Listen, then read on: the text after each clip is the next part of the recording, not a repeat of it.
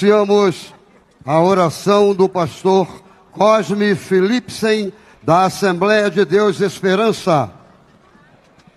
Sapucaí, não se preocupe, porque raio só cai na cabeça de falsos fundamentalistas. Sou da primeira favela do Brasil, o Morro da Providência, pastor da Assembleia de Deus, Cosme Philipsen. Lamento profundamente por muitos dos meus irmãos em Cristo abandonar a cidade em época de carnaval e fazer retiros, dizendo que a cidade está na mão de Satanás. Digo a vocês que a cidade, o carnaval, não é do demônio, é sim dos cariocas, é de todos que amam a vida. Demônio não é samba. Demônio é a fome que muitas famílias ainda passam em nossa cidade, enquanto grandes igrejas continuam enriquecendo seus pastores, que também podem ser chamados de falsos profetas e usurpadores da fé. Vale a pena lembrar que mais da metade dos brasileiros são descendentes da mãe África. E originalmente os povos iorubás e banto não tinham essa imagem do diabo e de pecado.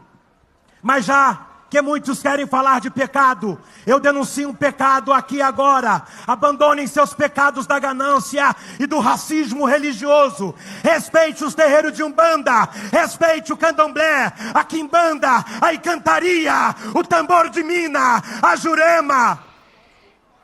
É toda e qualquer crença afro-brasileira.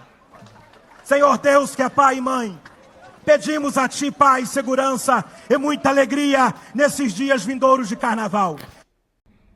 O Evangelho sem filtro, entre a Sapucaí e o altar. Bom, a confusão do sagrado. A paz do Senhor, meus irmãos. Recentemente vimos imagens de vídeo que geram um nó na cabeça de muitos cristãos. Um pastor da Assembleia de Deus orando na abertura do carnaval e a cantora Anitta defendendo uma mistura de religiões em seu camarim.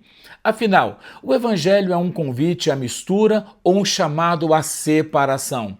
Hoje, o altar e divã, vamos analisar por que a nossa geração está trocando a rocha por uma areia movediça espiritual. A neurociência e o cérebro no sincretismo. A neurociência nos explica que o cérebro humano busca padrões de segurança. Quando alguém, a Anitta, diz que adora de tudo, de gospel ao ponto de macumba, ela está manifestando um estado de baixa dissonância cognitiva. O cérebro dela criou um atalho para evitar o conflito entre crenças opostas.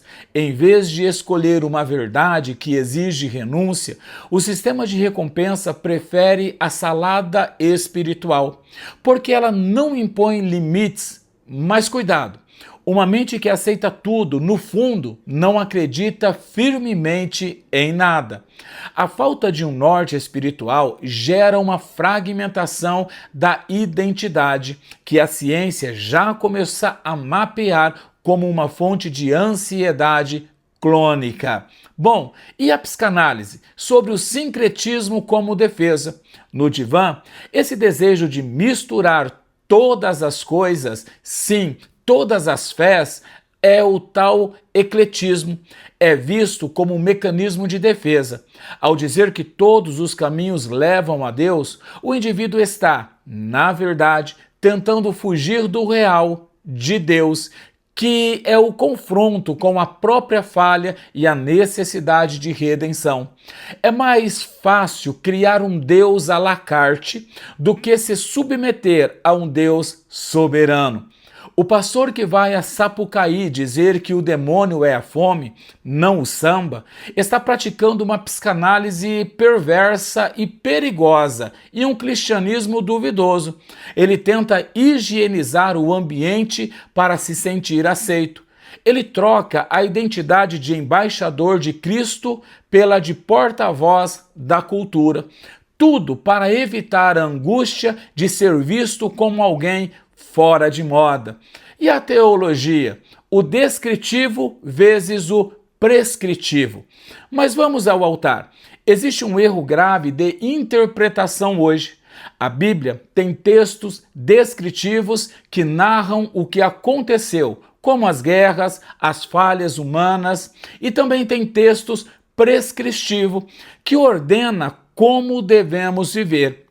O erro desse evangelho moderno é querer transformar o pecado descritivo no mundo em uma prática aceitável no reino. Jesus esteve com pecadores, sim, mas ele não abençoou o pecado. Ele chamou ao arrependimento.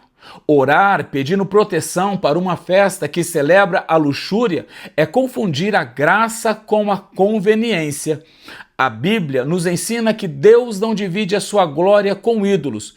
Não existe ponte cristocêntrica que justifique batizar o que Deus chamou de profano. Para concluir, o homem não nasce bom. Ele nasce como a semente da rebelião. E só o Espírito Santo pode transformar este coração de pedra. Em 2026, ser cristão não é sobre ser tolerante com o mundo, mas sobre ser transformado para não se conformar com ele, com o mundo. E você, acha que o evangelho deve se adaptar à cultura ou a cultura deve se render ao evangelho? Comente aqui embaixo, quero saber a sua opinião. Por isso, lembre-se, seja feliz, fique com Deus, viva bem!